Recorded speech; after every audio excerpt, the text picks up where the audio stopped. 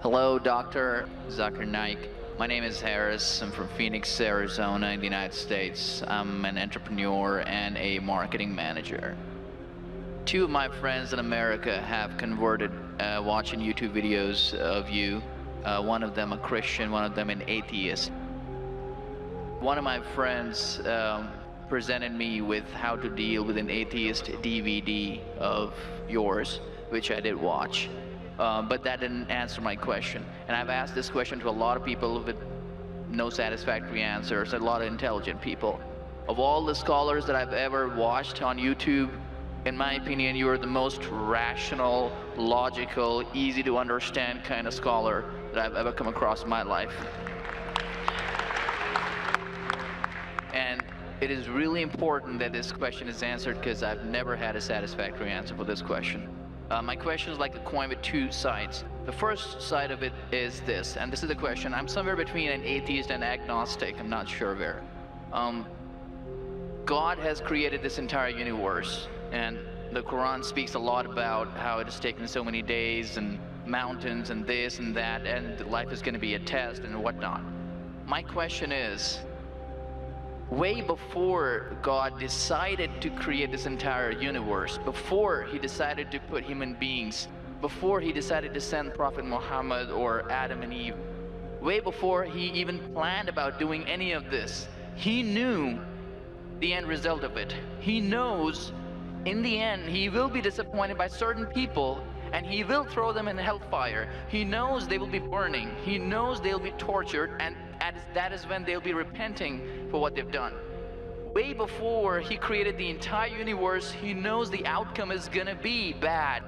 It may be good for certain people who are in heaven, but he knows that he can save those people from being in hell. Way before he even decided to go ahead with the creation. Yet he decides to go ahead with it, with all his godly logic. Why would he want to do that? The question, if I could just put it in this manner, how can God be so sadistic that he would actually go ahead with a plan which he knows is going to end up in that manner? That's the first side of the coin. The second side of the coin is, for some reason, if I believe that, okay, God is almighty and he understands everything is great, God is great, why is God insisting in the Quran that look at the mountains, look at the protons, the electrons, this and that, everything is so synchronized, how amazing I am? Why is he forcing us to find his creation amazing when it is a piece of cake for God? I mean, he just had to say kun and it was done. Then why is it a big deal if God has made this entire universe which is so amazing? Because for God it's nothing. So I should not be really amazed at his creation. He can do much more than this. So I do not understand why he wants us to respect what he's done or find it amazing what he has done. The brother asked a very good question and a very intellectual question. It's a very good question. And he has seen some of my tapes on YouTube, even of atheism. And this question that is troubling him, he hasn't got the answer to. The brother asked the question that Almighty God knows everything before he created the heaven and the earth, before he created human being. Even if one person goes to he could avoid hell, he could have avoided that. I mean, he could avoid being disappointed. Of course. I'll reply. The brother said, even if one person goes to hell, it is as though God would be disappointed. Now coming to your question, I started a school. And you may have heard Islamic International School. If a teacher takes an examination, if she is just, while she is giving the examination, she writes in the maths paper 2 plus 2 is equal to how much? The student in front of her or him, the teacher, writes 5. She can very well tell the student, change 5 to 4. Would it be just on the teacher during the test and examination to correct a student who's writing a wrong answer? Right, but if she has an option that the student doesn't need to do any of that and still No, I'm asking you a simple question. I'm asking you a simple question. The teacher has given the question paper. Right. All the students were informed about it. You're right. For that particular situation, for that particular situation, the teacher can tell, dear student, change 5 to 4. What will the other students think about? Unjust. But God can be just at the same time. He can create a completely different condition. He doesn't have to go ahead with that situation. He's not bound by any situation. Brother saying Almighty God can create something which is perfect and will not make mistake, correct? That Right. God has already done. He created the angels. God created the angels. The angel never go against any commandment of God. But human being is a better creation than angel. The angels have got no free will of their own. If you have heard my tapes, if you have not heard, I'll tell you now. The angels are a creation of Almighty God, but not the best creation. Almighty God created the human beings. The human beings have a free will to go against God or to follow God. If you have chosen to be a human being, if you disobey His commandments, you go to hell. If you obey His commandments, you are superior than the angel. Because the angel doesn't have a free will of his own, then he follows God. It's nothing great. The human beings are the better creation of Almighty God. Almighty God has given a free will. That's a different question that Almighty God knows. Because He has ilm-e-ghaib, He has knowledge of the future. He is more superior. So He has created such a creation which has a free will. The fault is of human being, not God. No, but God has created us with that fault, and He knows He can Not avoid fault, that. not fault. It's not fault, brother. It is free will. But why is He giving us a free will when He knows He's going to eventually put these many people in hell?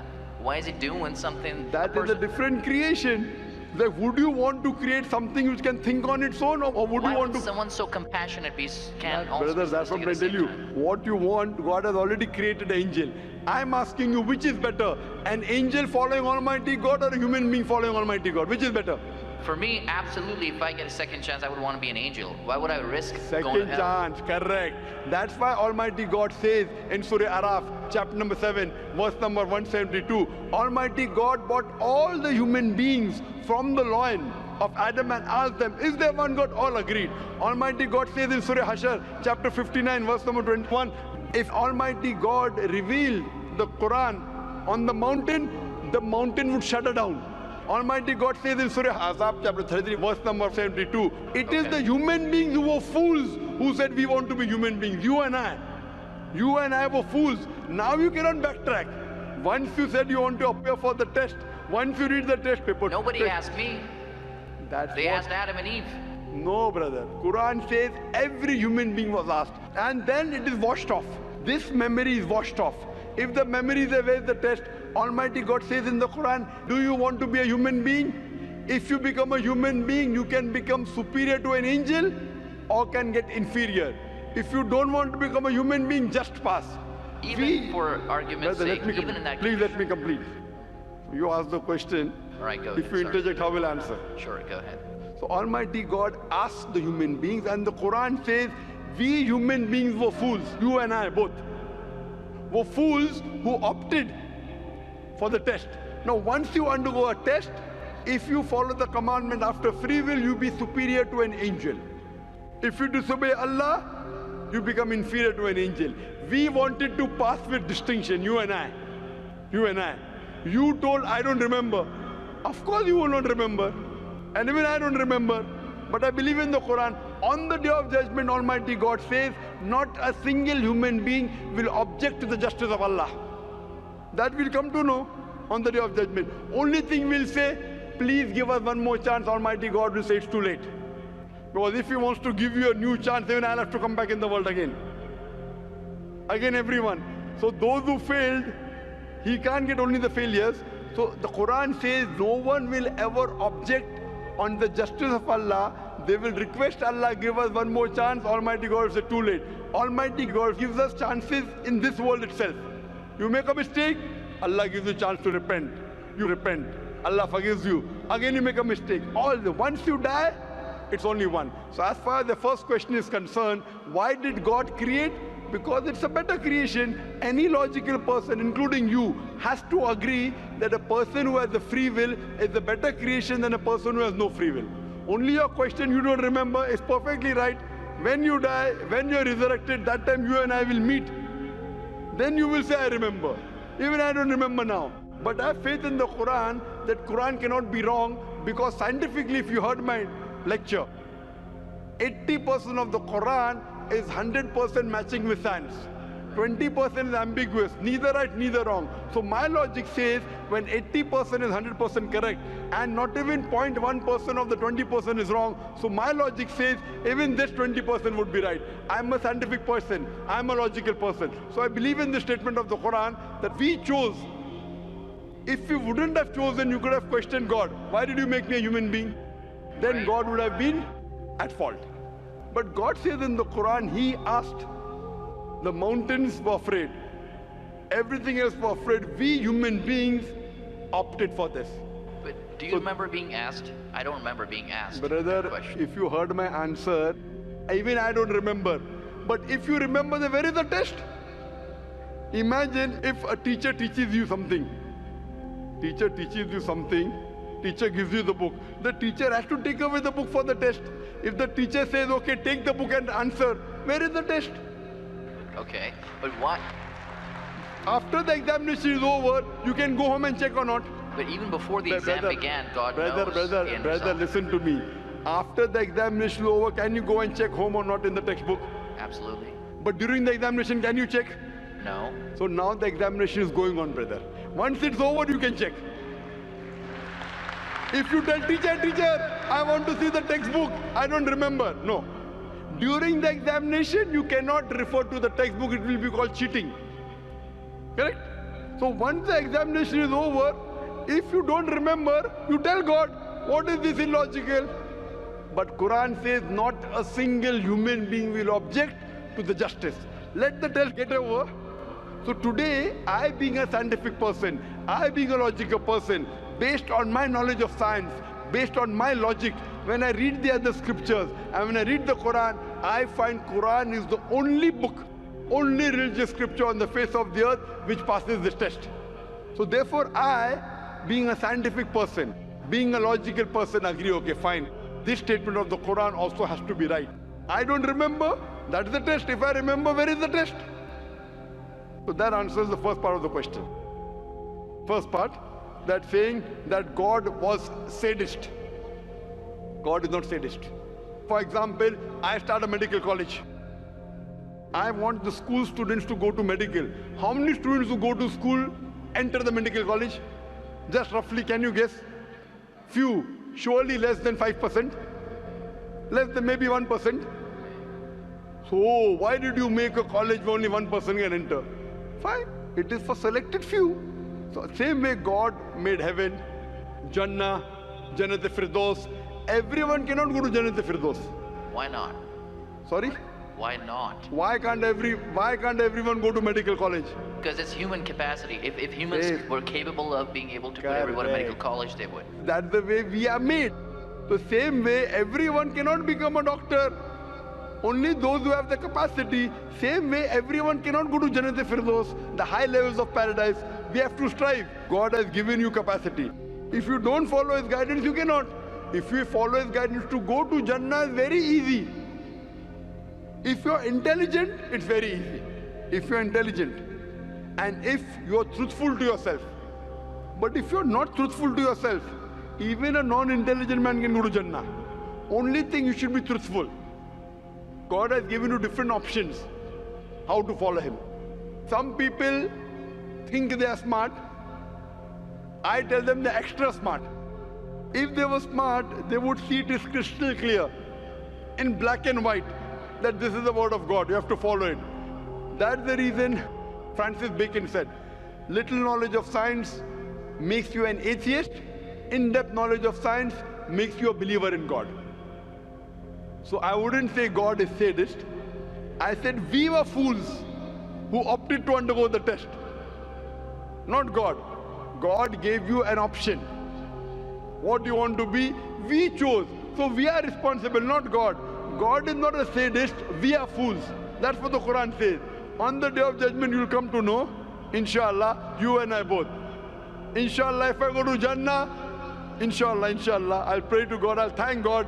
You know, I was a good person, I choose to be a human being. If you pass that. If you fail, then we will curse our own self. Hope that answers the question. The second part? Sorry, what was the second part?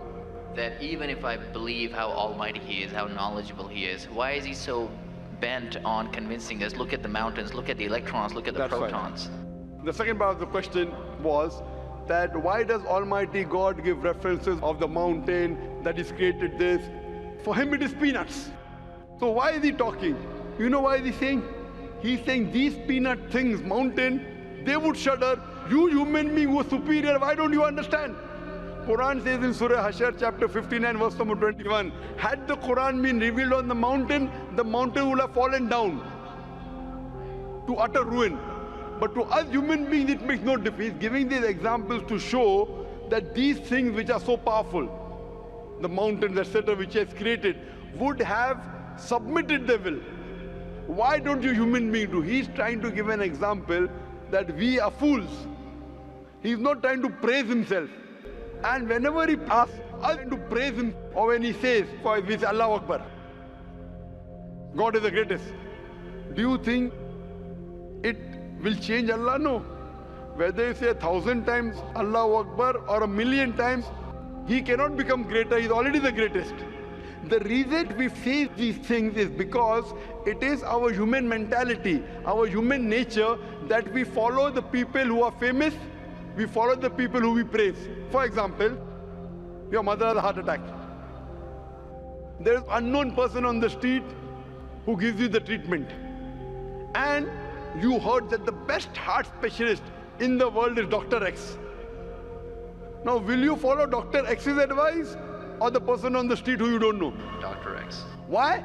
Because Dr. X is famous. People know him. He's the best in the world. So the reason in our salah, in our life, we say Allahu Akbar, Allah is the greatest, Allah is the most wise, Allah is the most intelligent. Why?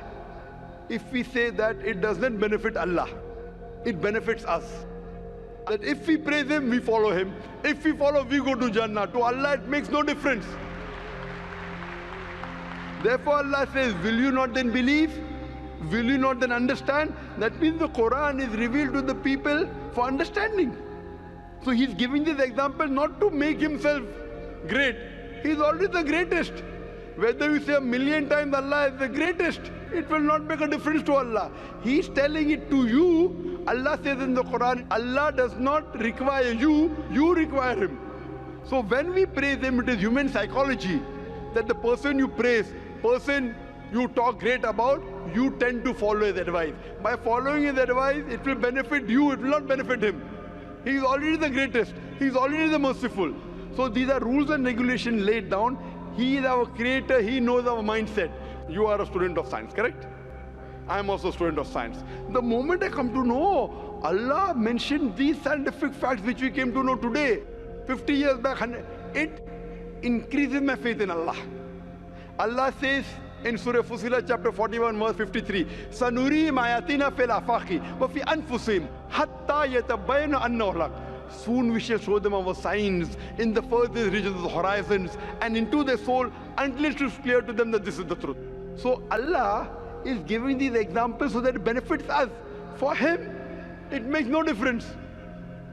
It is benefiting us, so He is giving us a chance to follow Him so that we can go to heaven. Hope that answers the question, brother.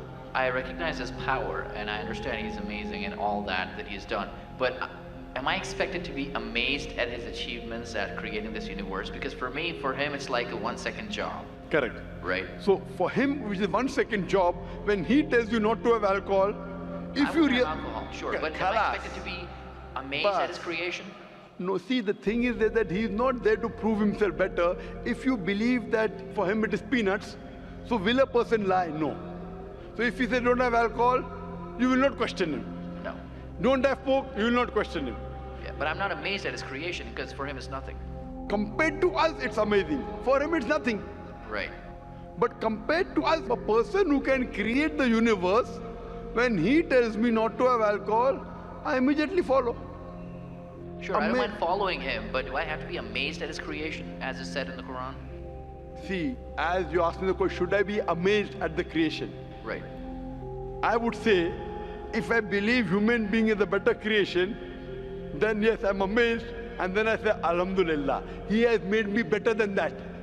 So if I'm amazed, He made the mountains, He made the stars, He made the sun, but He made Zakir Naik also. He made a human being. And we are the best of creation. So He gives these examples so that we realize what benefit he has given to us, all the favors he has given to us. Talking about the science, talking about the protons, talking about the mountains. Finally, he says, human beings are the best creation. So in comparison, we have to agree that our Creator has created this human body, the molecules, the DNA, the complex thing, which can never come by chance. So in this way, we are amazed at the creation of the human being. And then we submit to him. If you are not amazed, only by being amazed, we submit that he is our Creator, he is worth worshipping. No one else can do that. This is so that we worship him and we pass the test and we go to paradise. Hope that answers the question. If Bill Gates gives me $100, should I be amazed that he has given me that money? I believe that the question has been answered, and unfortunately we are very constricted for time. You are welcome to come back tomorrow, inshallah. As with all of the brothers and sisters, we have come to the end of tonight's session, so please a very big thank you. I'll just give this last. It said, if Bill Gates gives you $100, Should I be amazed? Will you get amazed? Brother, the question is, why should Bill Gates give you $100?